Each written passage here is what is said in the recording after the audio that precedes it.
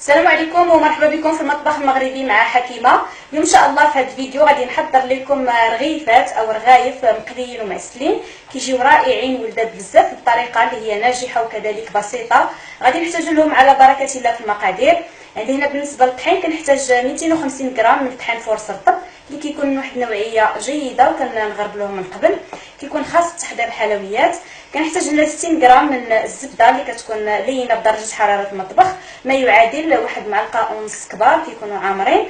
كنحتاج هنا قبصه ديال الملحه، وعندي هنا واحد نصف كيس من سكر فانيلا للتنسيم ما يعادل واحد 3 غرام، وكنحتاج نص معلقه صغيره من الخل، يعني واحد نص معلقه اللي كتكون صغيره. كنحتاج هنا الحليب باش غادي نجمع العجين ديالو. بالنسبه يعني الحليب خصو يكون بارد، ما تحتاجوش انكم تسخنوه من قبل. نبداو على بركه الله بطريقه التحضير. في القصريه غادي نخلط العناصر ديالي. غادي ندير الطحين، غادي نضيف له السكر سنيده، غادي نضيف الملحه، وكنضيف الزبده اللي كتكون بدرجه حراره المطبخ. غادي نحتفظ بالخل وبالحليب حتى غادي نجمع هاد الطحين ديالي مزيان بالزبده.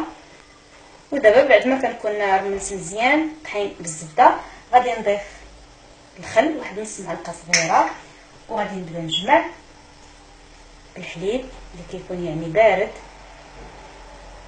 كنخوي كميه وكنجمع بهذه الطريقه، والعجين ما خصوش يكون يعني مرخوف بزاف او لا قاصح.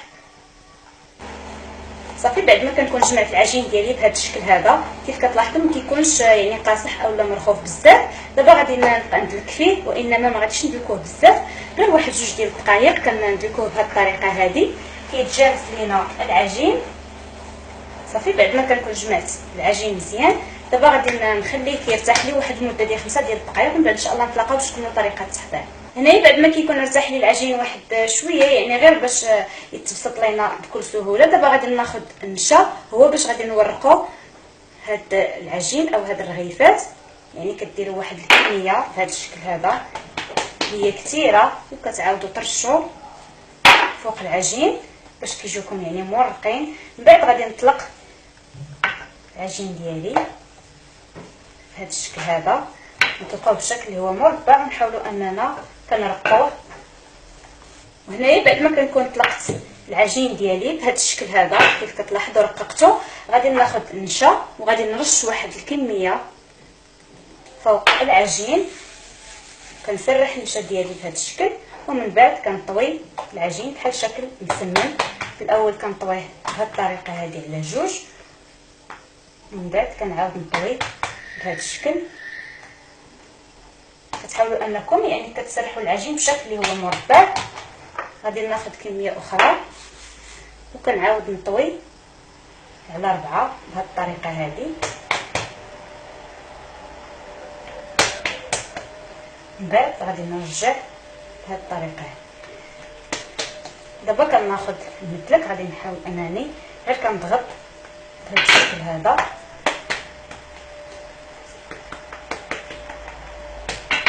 صافي وغادي نغطيه بلاستيك غذائي نخليه كيرتاح ليا. من بعد ان شاء الله غادي نطلقوه.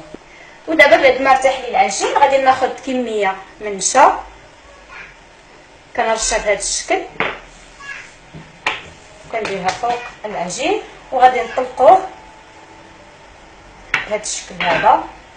غادي نحاولوا اننا نرقوا العجين ديالنا او نورقوه. صافي بعد ما كنكون طلقت العجين ديالي بشكل اللي هو طولي كيف كتلاحظوا ورققته يعني ولا رقيق بهذا الشكل، ضروري ما انكم كترقوه. دابا كناخذ النشا، ويعني فاش كتكونوا كتورقوا في العجين ديالكم ضروري كل مره كترشوا النشا باش كيجيوكم هاد الرغيفات يعني مورقين. دابا كناخذ النشا كندهن به بهذه الطريقه هذه. ودابا غادي نجي لهاد الطرف هنايا وغادي نبدا نطوي بهذه الطريقه هذه. كنطوي في الاول بهذا الشكل، ومن بعد كنبدا نلوي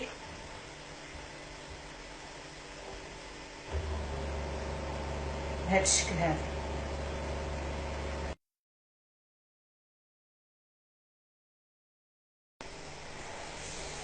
صافي كنبقاو نلويو بهذا الشكل هذا، وكنجيو لهاد الطرف اللي هنايا كناخذوا كميه من الماء كندهنو بهذه الطريقه هذه. كنديروا غير واحد شويه باش كنثبتوا العجين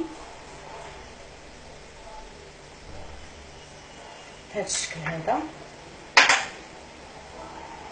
ودابا غادي نضغط عليه في هذه البلاصه هذه، ومن بعد غادي نحاول انني نقادو بهذا الشكل هذا، وكان في نفس الوقت كنطولوه واحد شويه بهذه الطريقه هذه. صافي بعد ما كنكون طولته بهذا الشكل هذا، دابا غادي ندوزو باش نقطعوه. غادي ناخذ في الاول كميه من النشا غادي نوضعها هنايا بهذا الشكل، وغادي ناخذ الموس اللي كيكون يعني ماضي باش غادي نقطع هذا العجين. في الاول غادي نحيد هذا الطرف بهذا الشكل هذا، ومن بعد كنقطعو بهذه الطريقه هذه تقريبا 1 سنتيم، وعلى حسب الاختيار بغيتوهم كبار يعني كتزيدوا بهذا الشكل هذا كتقطعوا.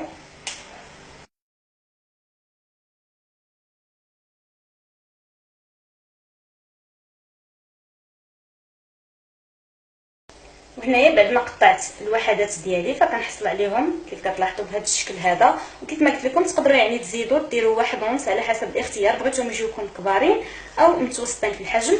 صافي كنحيد الوحدات ديالي كنوضعهم هنايا في النشا. ودابا كناخذ واحد الكميه ديال النشا كنوضعها بهذا الشكل، كناخذ وحده وكنحاول انني ندير ليها النشا بهذه الطريقه هذه. كنضغط عليها غير واحد شويه، ومن بعد كناخذ المدلك كنحاول انني كنطلقها بهذا الشكل اللي هو دائري بهذه الطريقه هذه. صافي كنحصل عليها بهذا السمك هذا كيف كتلاحظوا كنديرها بهذا السمك، كنوضعها هنايا جنب وكناخذ وحده اخرى بنفس الطريقه. كيف كتلاحظوا انها كتجي يعني محلوله بهذا الشكل هذا، يعني التوراق ديالها كيجي باين. كتاخذوا النشا كتضغطوا عليها بهذه الطريقه، وكتاخذوا المدلك كتطلقوها بشكل اللي هو دائري بهذه الطريقه هذه وبهذا السمك هذا.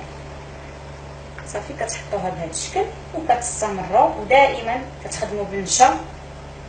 هنا كيف كتلاحظوا بعد ما كملت التشكيل ديال الرغيفات ديالي كنحصل عليهم كيف ما قلت لكم بهذا السمك هذا. دابا غادي ندوزو باش نقليوهم. بالنسبه للقلي خديت كميه من الزيت درتها في مقله وخليتها حتى سخنات لي مزيان، ومن بعد درتها على عافيه اللي كتكون يعني متوسطه غادي مهيله باش كيطيبوا على خاطرهم وما كيبقاوش لينا معجنين من الداخل. وهنا عندي هاد الكسكاس ممكن تستعملوا شبكه باش غادي توضعوا الوحدات كيتصفاو لكم من الزيت. غادي نبداو على بركه الله. والزيت من طبيعه الحال كتكون يعني سخونه من قبل. كناخذ الحبات ديالي قياس اللي غيعمر لي المقله. انا درت هنا 3 ديال الحبات.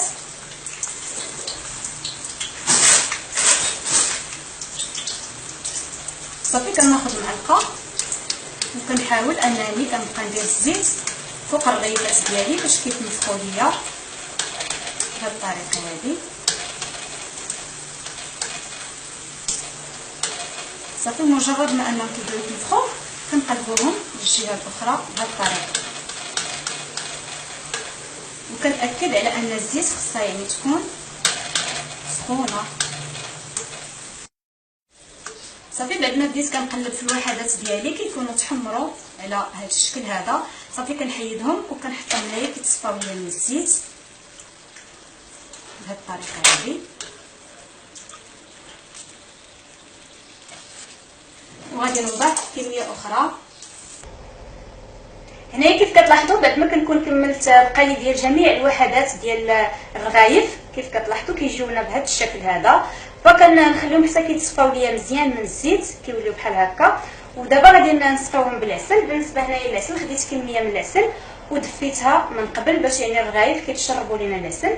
وغادي نزينهم بهذا الكاوكاو اللي هو مهرمش بهذا الشكل هذا. تقدروا يعني تعوضوه برقائق اللوز او كذلك اللوز اللي هو مهرمش او الزنجلان على حسب الاختيار.